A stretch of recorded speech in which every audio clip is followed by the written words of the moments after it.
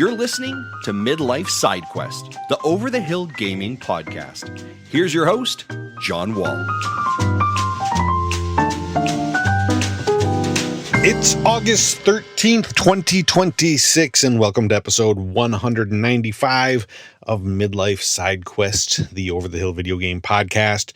I'm your host, John Wall, and every Thursday morning I bring you 15 minutes of video game impressions, industry news, and tales of a Gen X geek.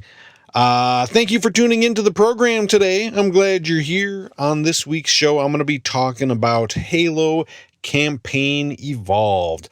First, though, let's take a look at the news. Meccha Chameleon has now sold 20 million copies in 2 months. Today's headline comes from Sharif Saeed at Eurogamer. Meccha Chameleon, the indie hide-and-seek game that launched on Steam 2 months ago, has cemented itself as one of the year's biggest hits. The game's developer posted a sales milestone update today announcing that sales have surpassed a staggering 20 million copies.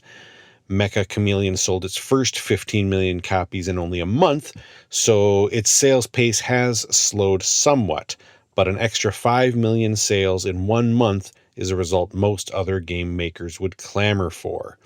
If you haven't seen it yet, this is the game that has you and a group of players running around as these little blank doll-like characters looking for places to hide in the environment. And one player in the group is chosen to be the Seeker. It's basically hide and seek. The cool thing is once you find your hiding spot, you use this like MS Paint feature to paint yourself, to paint your body to blend in with the environment. It's a simple but very neat idea. And to put the kind of success it has had into perspective, some recent games that have sold about 20 million copies include Baldur's Gate 3 and The Legend of Zelda Tears of the Kingdom. That's good company to be in. And it's coming from a tiny Japanese indie team who put together the game in less than 6 months. And this just goes to prove my point that I've been saying for months, that the next generation of video game players really don't care that much about AAA, big budget, console exclusive games with ray tracing and 120 frames per second. They'll take a janky little $6 game that runs on any old laptop and make it one of the biggest video games in the world.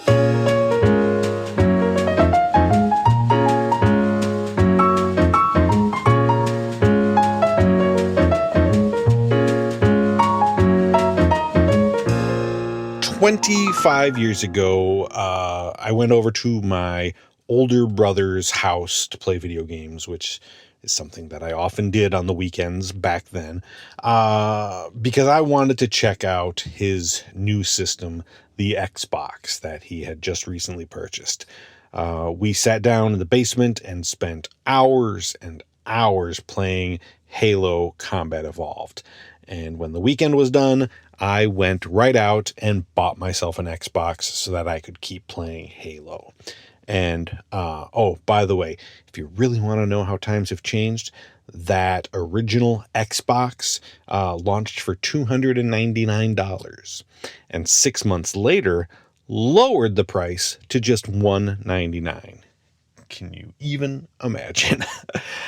In the quarter century since that day, Halo has gone from the biggest franchise in all of gaming to a series that is struggling to remain relevant. After original developer Bungie left, the games just didn't hit as hard as they used to, and their latest release, Halo Infinite, was, a step in the right direction. It was fairly well received, but it just didn't make the kind of impact that Xbox had been hoping for. After all these years, though, one thing still remains true. The original Halo is a classic and one of the most iconic video games of all time. So, for the 25th anniversary, Xbox and Halo Studios are going back to the beginning with a from the ground up remake of the original Halo made in Unreal Engine. Halo Campaign Evolved rebuilds the original with modern upgrades and vastly improved visuals. Of note, there is no multiplayer mode here other than co-op, which is, that's been a big part of Halo's formula for a very long time. So this is strictly a remake of the campaign. And I'm fine with that because it lets them focus on this singular task. And I think they do a solid job of making a game that looks and feels fairly modern.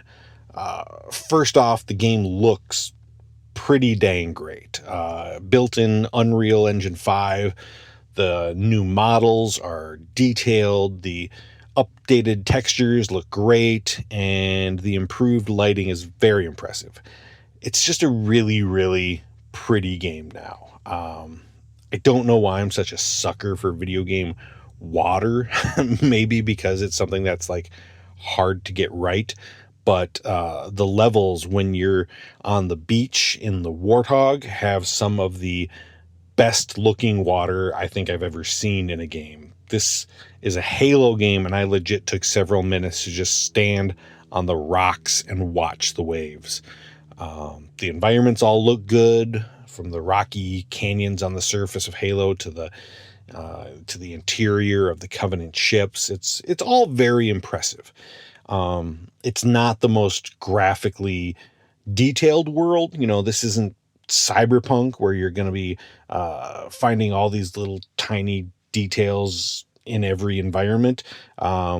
Everything is very pristine and looks like you're the first people to ever be there. But, that's kind of the point, and it still looks really slick.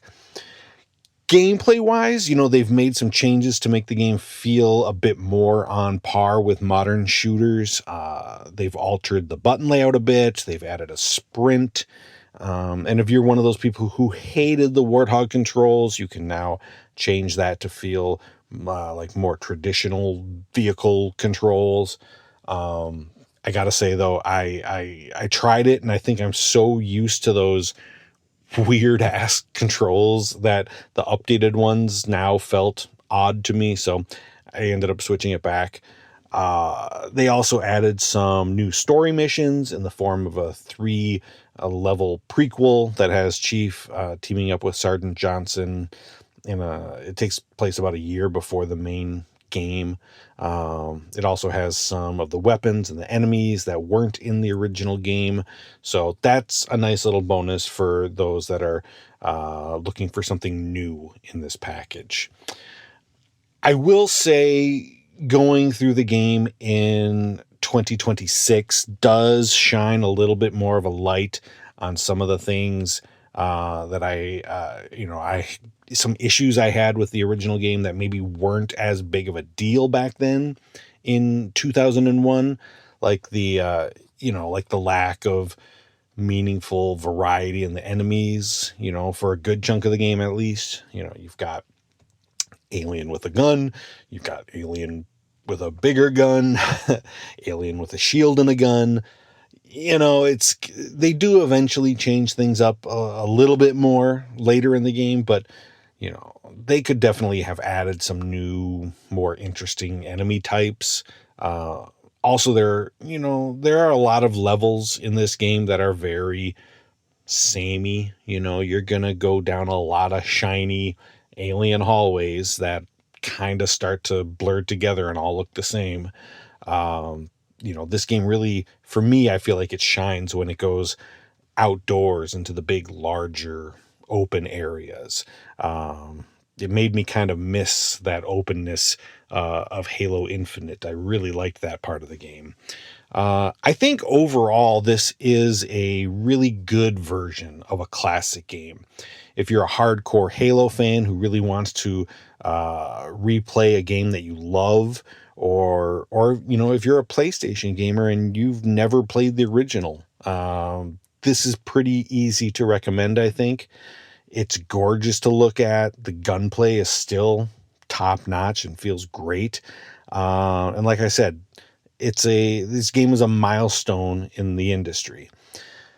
That being said, some of the level design and other aspects of the game don't hold up quite as well, by modern standards, and it is still fundamentally the same game. So your mileage may vary depending on what you're looking for. Assuming that Xbox and Halo do have a future, I am curious to see if they continue down this, maybe safer route of remakes, with Halo 2, or if they try to move on to yet another attempt at creating a worthwhile sequel.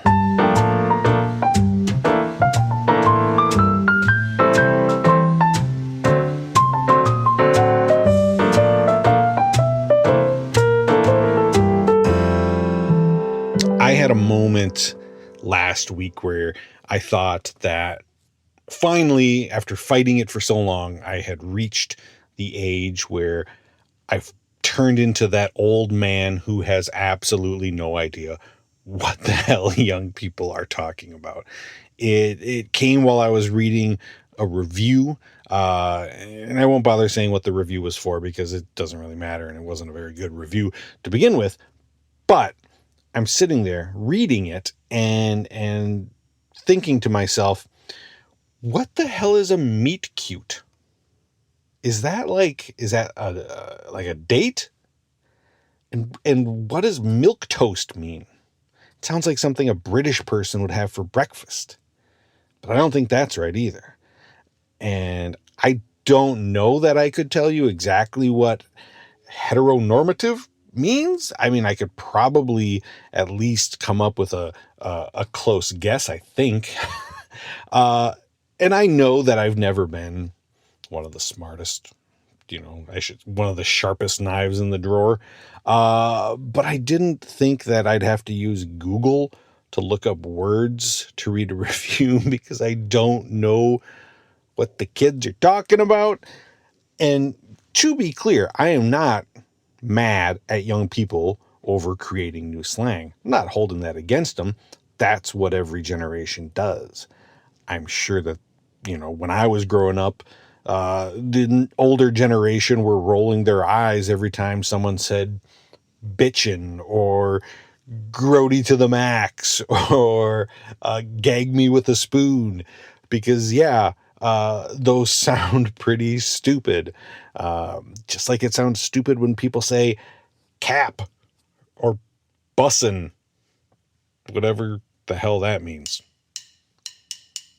Thank you for listening to Midlife Side Quest. I appreciate you making time in your day to hang out with me. You can catch a new episode every Thursday morning wherever you listen to podcasts, and you can support the show by subscribing and leaving a review. Until next time, I'm John Wall. Have a great rest of your week and be kind to